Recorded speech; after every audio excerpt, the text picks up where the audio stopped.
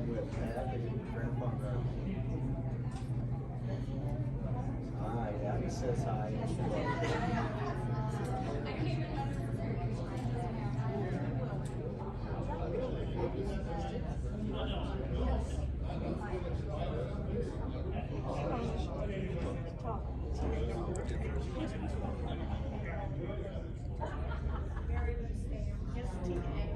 Stary, capital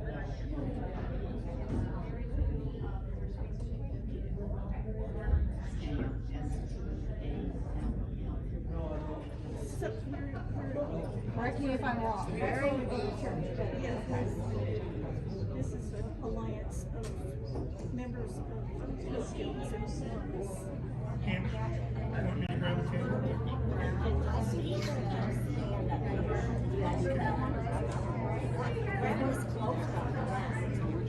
Whatever you want.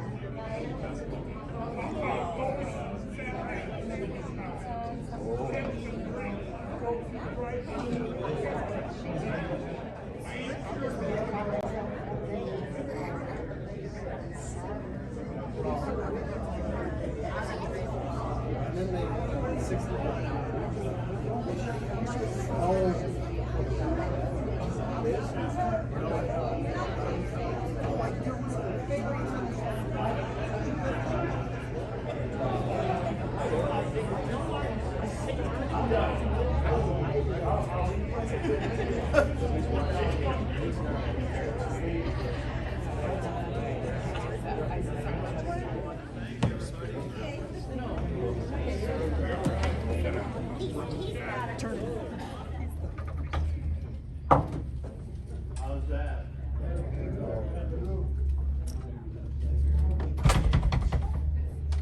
Flag of the United States of America, and to the republic for which it stands, one nation, under God, indivisible, with liberty and justice for all. Somebody. So I can't believe it. This is a great turnout, and so we're gonna go ahead and get started. I've only got a couple things to start with up here, and then I'm gonna turn it over to the ladies here. We'll begin with a prayer. Dear Lord, we ask you to bless these American Legion Post 84 Honor Guard members receiving quilts tonight. We further ask that you bless these wonderful ladies from Trinity Lutheran who made this all possible. Amen. Snack food over there.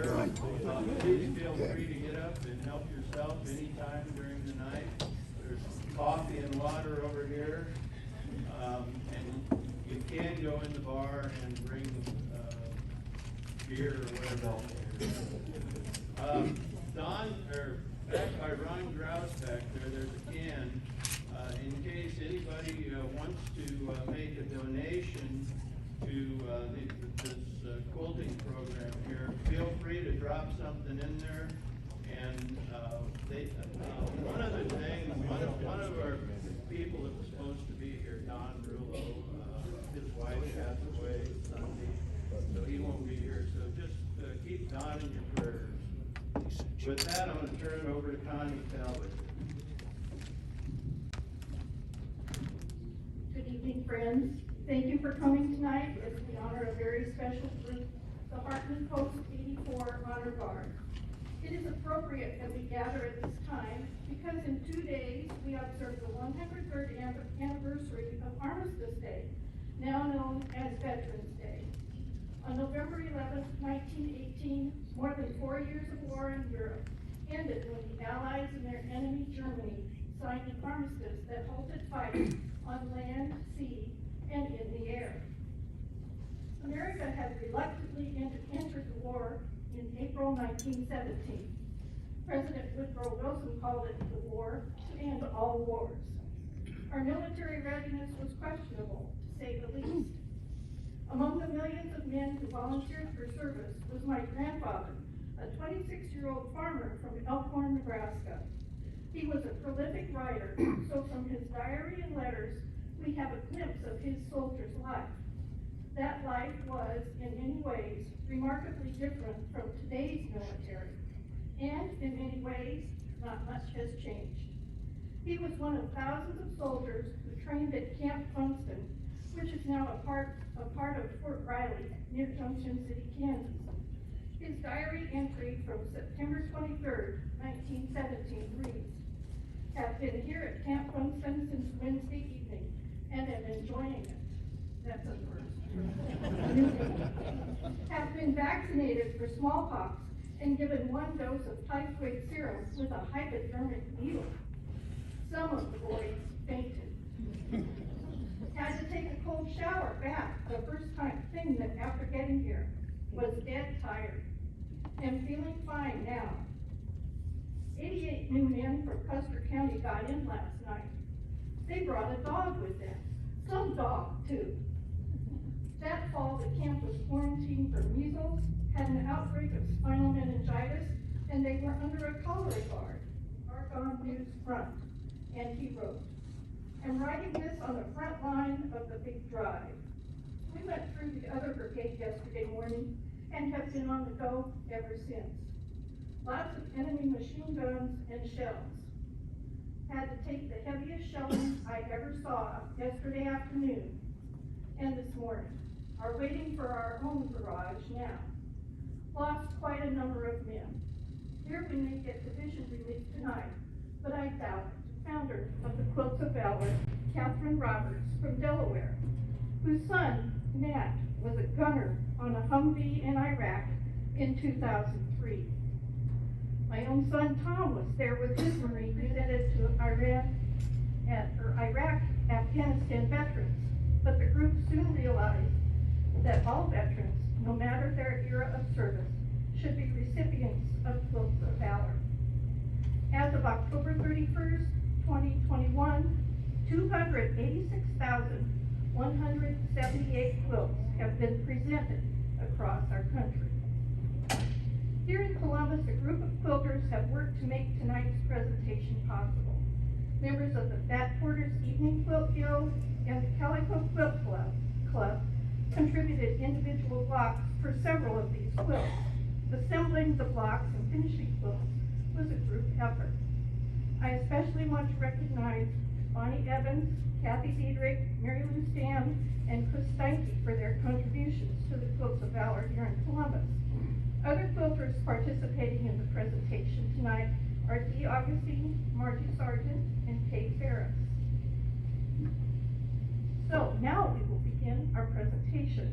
And we're doing this in military fashion, and going in alphabetical order. So Jerry Albrecht, would you please come forward?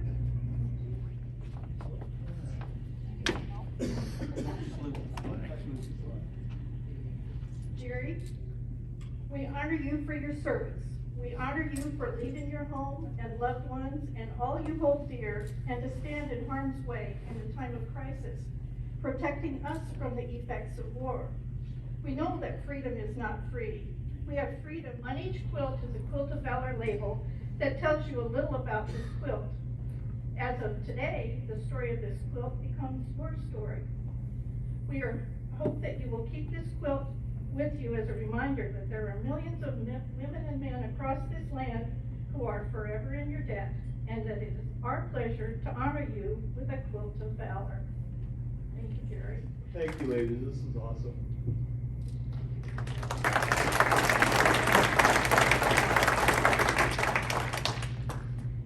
Jerry got the full treatment. I won't go through the whole bit for every one of you.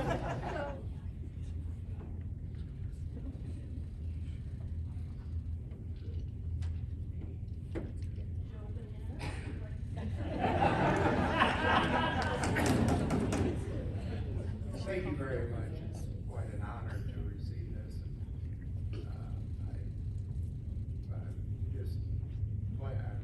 Being with the people that I work with and these peoples and such. Really, thank you.